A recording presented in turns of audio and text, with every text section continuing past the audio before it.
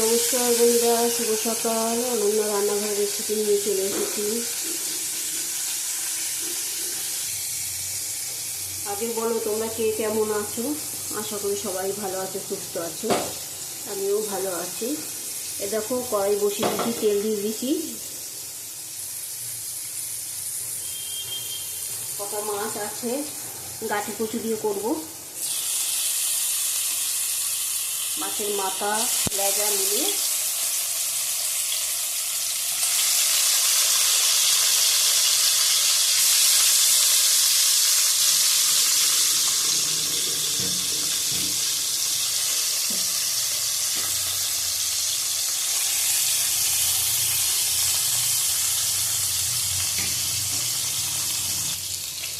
মাছ ভাজা হয়ে গেছে, তুলে নেব।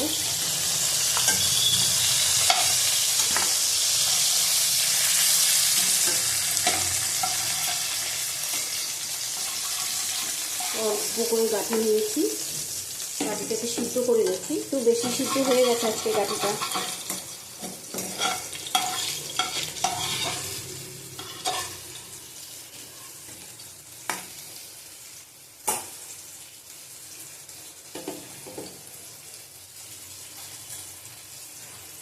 কালো জিরে দেবো,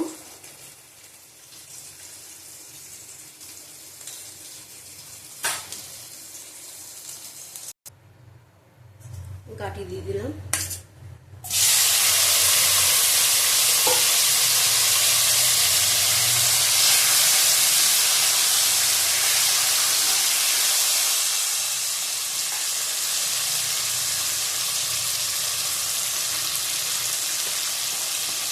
হলুদ দিলাম অল্প করে।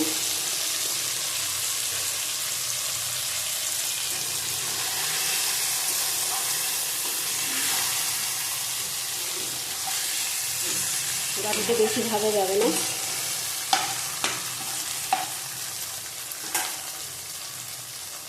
টমেটো দিয়ে দিলাম একটা গোটা।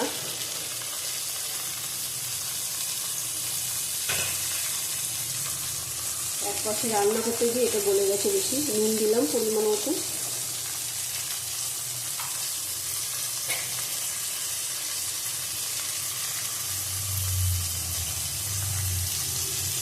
কাশ্মীরি লঙ্কার গুঁড়ো দিলাম।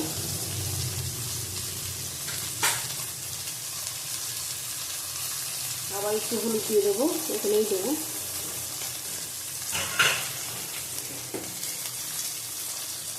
দেবো কাঁচা লঙ্কা, চিড়ে রাখা কাঁচা লঙ্কা, এই যে দিয়ে দিলাম।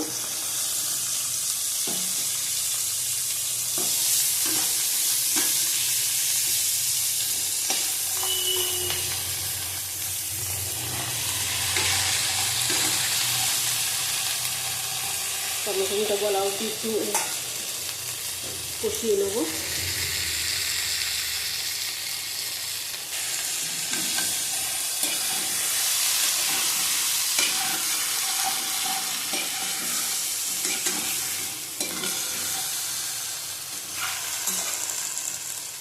গাঁটিগুলি খুব ভালো। দেখো জল দিয়ে দেবো। এই ঝটপটা রান্না, কোনো মশলাপাতি কিছু দিতে হবে না। কালো জিরে দিয়ে কাঁচা লঙ্কা দিয়ে, বেশি জল দেবো না।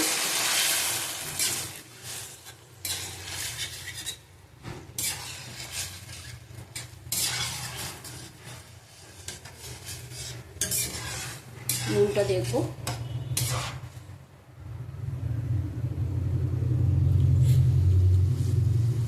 নুনটা ঠিক আছে, অল্প লাগবে। অল্প নুন দিলাম। আবার একটু নাড়িয়ে নেবো।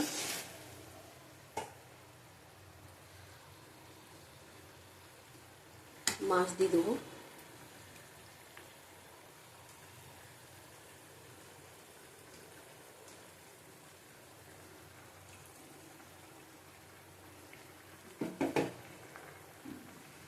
পাঁচ মিনিট হতে দেবো।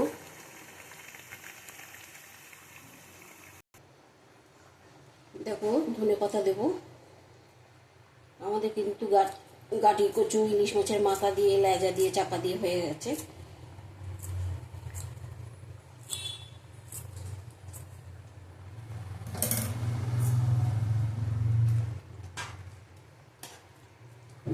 নামিয়ে নেবো এবার।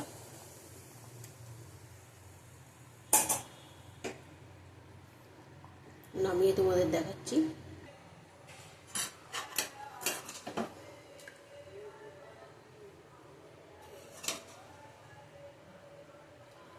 আজকে অনন্যা রান্নাঘরে ইলিশ মাছ দিয়ে কাটি দিয়ে ঝোল।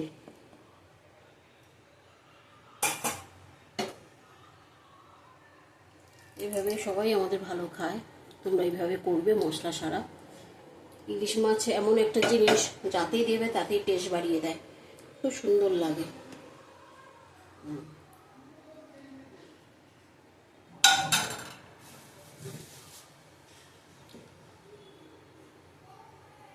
টাটা, আবার কালকে আসবো। তোমরা ভালো থাকবে, সুস্থ থাকো।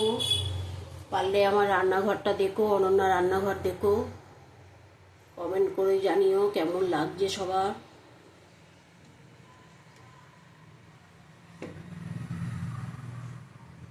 না জানালে আমি কি করে বুঝবো তোমাদের ভালো লাগছে কি না।